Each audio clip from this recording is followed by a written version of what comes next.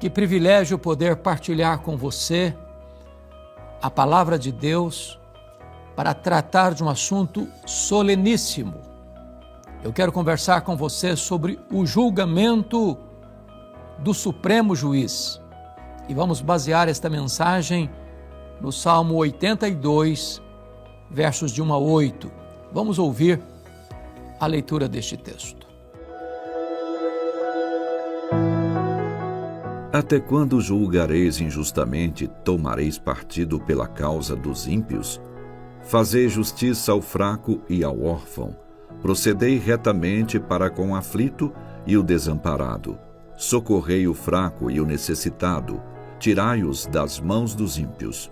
Eles nada sabem, nem entendem, vagueiam em trevas, vacilam todos os fundamentos da terra. Eu disse, sois deuses, sois todos filhos do Altíssimo. Todavia, como homens, morrereis e como qualquer dos príncipes, haveis de sucumbir. Levanta-te, ó Deus, julga a terra, pois a ti compete a herança de todas as nações. O Salmo 82 é um salmo de Asaf. E esse salmo retrata para nós como Deus, o Supremo Juiz, está na Assembleia dos Juízes, presente diante dos julgamentos das cortes, diante das decisões dos tribunais, como testemunha.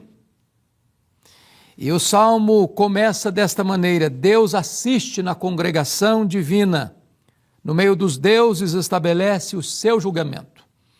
A palavra Deus no começo é Elohim, e a palavra deuses é a mesma palavra hebraica Elohim. É como Deus dando aos juízes, aos magistrados, àqueles que julgam a mais alta honra, o mais alto privilégio. Entretanto, todos os juízes da terra que estão julgando as causas, nos tribunais e nas cortes, estão fazendo isso na presença de Deus. Deus, como supremo juiz, reto juiz, justo juiz, está presente, a todos conhecendo e a todos sondando. Portanto, qualquer tribunal, ao exercer o seu julgamento, o faz na presença daquele que é o reto e supremo juiz de toda a terra. Mas agora Asaf vai tratar dos juízes de Israel, que tantas vezes se renderam à corrupção, tantas vezes venderam a sua consciência, tantas vezes torceram a lei para negar justiça aos inocentes, para favorecer aos poderosos. E Asaf vai denunciar esta prática tão recorrente na história do povo de Israel.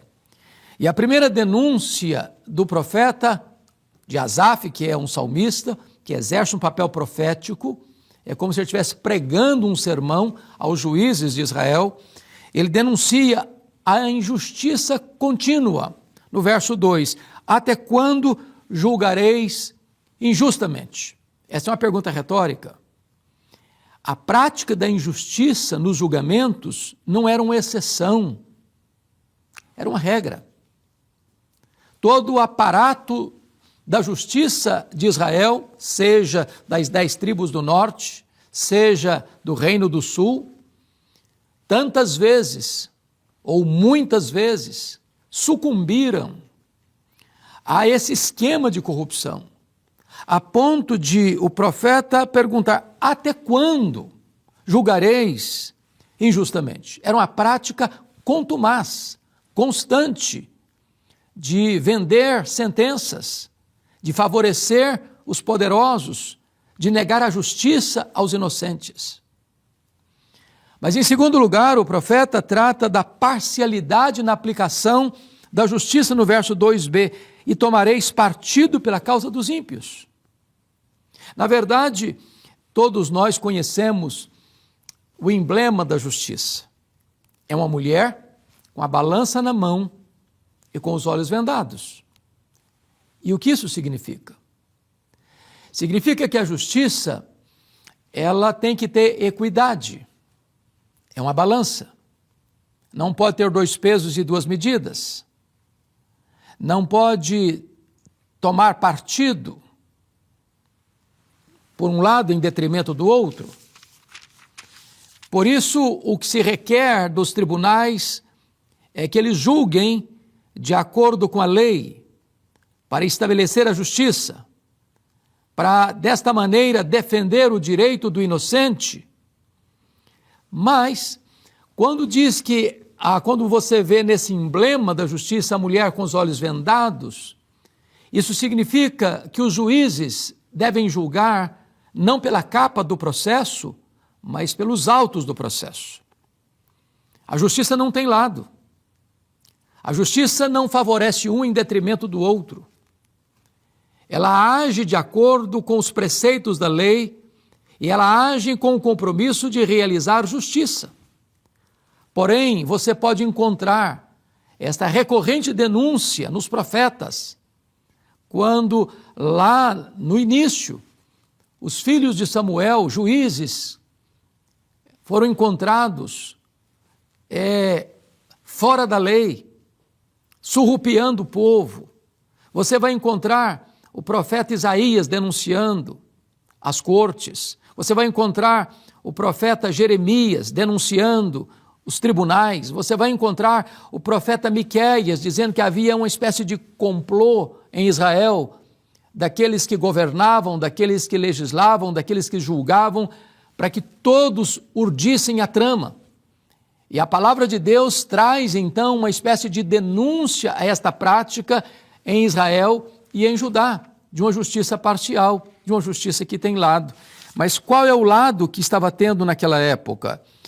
Tomareis partido pela causa dos ímpios.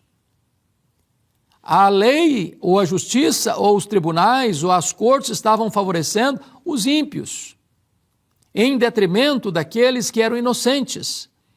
E Asaf está denunciando esta prática aqui no Salmo 82. Se você perceber comigo nos versos 3 e 4, Asaf vai tratar aqui de quais eram as pessoas que estavam sendo injustiçadas nos tribunais. Ele diz: fazei justiça ao fraco e ao órfão, procedei retamente para com o aflito e o desamparado, socorrei o fraco e o necessitado, tirai-os das mãos dos ímpios.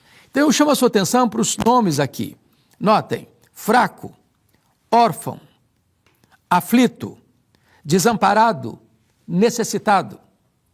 Estas pessoas são uma espécie de emblema, retrato de todos aqueles que recorriam aos tribunais de Israel e não encontravam guarida para o exercício da justiça, para a defesa dos seus direitos. Os ímpios, os poderosos, mantinham essas pessoas nas suas garras, nas suas mãos. E aqueles que estavam se sentindo lesados nos seus direitos recorriam às cortes, aos tribunais, mas não logravam êxito, não encontravam qualquer ressonância nas suas reivindicações, no seu pedido. E desta maneira, eles não encontravam qualquer suporte nos tribunais para a defesa dos seus direitos. Mas agora, ainda, é muito importante destacar que o profeta Asaf vai agora tratar não apenas das injustiças que estavam sendo praticadas nos tribunais, mas ele vai denunciar o caráter dos juízes. Vejamos isso. A partir do verso 5, está escrito assim: eles nada sabem, nem entendem. É claro que Asaf não está dizendo aqui que os juízes não tinham douto saber jurídico, que eles não eram homens preparados ou desconhecedores da lei. Não, a questão não é esta. A questão aqui não é de ignorância intelectual, mas de ignorância moral. Os juízes de Israel, embora conhecendo a lei, não aplicavam a lei. Embora sendo eles guardiões da lei para defender a justiça, eles torciam a lei e assim eles não aplicavam a justiça. Era uma ignorância deliberada para não atender à necessidade do exercício da justiça em Israel. Mas ainda mais, está escrito, eles vagueiam em trevas. E o que isso significa? É claro que o problema desses juízes de Israel não era cegueira, é que eles amavam mais as trevas do que a luz. Eles tinham tomado um partido ao lado das trevas. Eles não exerciam a justiça deliberadamente. E o texto então nos informa que, aos olhos de Deus, eles vagueavam em trevas, porque tinham abandonado a luz da verdade, a luz da justiça, a luz da equidade, a luz do direito, para caminharem por estradas sombrias e tenebrosas. Mas há um fato aqui da mais alta importância para entendermos. O profeta diz, vacilam todos os fundamentos da terra. O que significa isso? No Salmo 11, verso 3 está escrito, ora, destruídos os fundamentos, o que poderá fazer o ímpio? Quando os princípios, quando os valores, quando os pilares da sociedade, quando o fundamento da sociedade é destruído, quando se arranca essas colunas, quando se dinamita aquilo que dá sustentação à sociedade, o que acontece é o transtorno, é a tragédia. Você pode encontrar isso ao longo da história da humanidade. E a Bíblia faz referência, por exemplo, ao reinado de Herodes o Grande, que mandou matar as crianças de Belém, porque soube que tinha nascido um menino para ser rei, e ele não aceitava a possibilidade de perder o trono. Quantos transtornos, quanta opressão, quanta violência, quantos lugares onde os regimes totalitários se estabeleceram, trazendo transtorno à sociedade, porque faltou, no momento certo, as cortes, os tribunais exercerem legitimamente a justiça, aplicando a lei. Então, Asaf conclui o seu argumento dizendo que, muito embora os juízes nas mais diferentes cortes, mundo afora, como lá no antigo Israel, tinham recebido de Deus a mais alta honra e eram chamados de deuses, as pessoas os consideravam como deuses, o reto juiz, o supremo juiz, diz no verso 7, todavia, como homens morrereis, e como qualquer dos príncipes, haveis de sucumbir.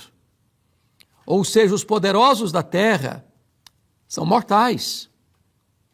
O mesmo Deus que coloca no trono, tira do trono. Ele levanta reis e abate reis. O único que jamais será apiado do poder é o Deus Todo-Poderoso, é o reto juiz.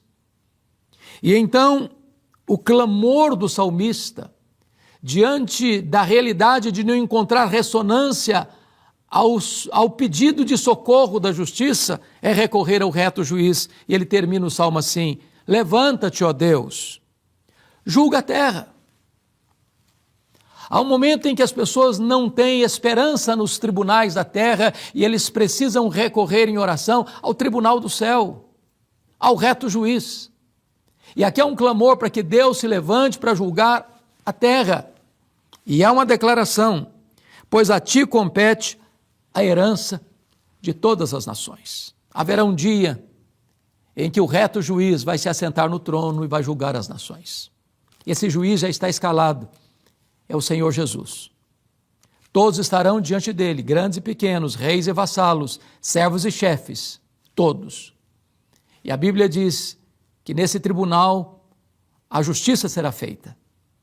E a Bíblia diz que diante desse reto juiz todo joelho vai se dobrar e toda língua vai confessar que Jesus Cristo é Senhor, para a glória de Deus Pai. E ele vai colocar todos os seus inimigos debaixo dos seus pés e vai reinar pelos séculos dos séculos. Que esta mensagem de Deus, do Salmo 82, toque o seu coração, o meu coração, para que nós tenhamos fome e sede de justiça. Vamos orar. Eu te peço, Deus, que tu apliques a tua palavra ao coração de todos aqueles que estão nos assistindo, para que temam e tremam diante de ti, o reto juiz. Oramos assim, em nome de Jesus. Amém.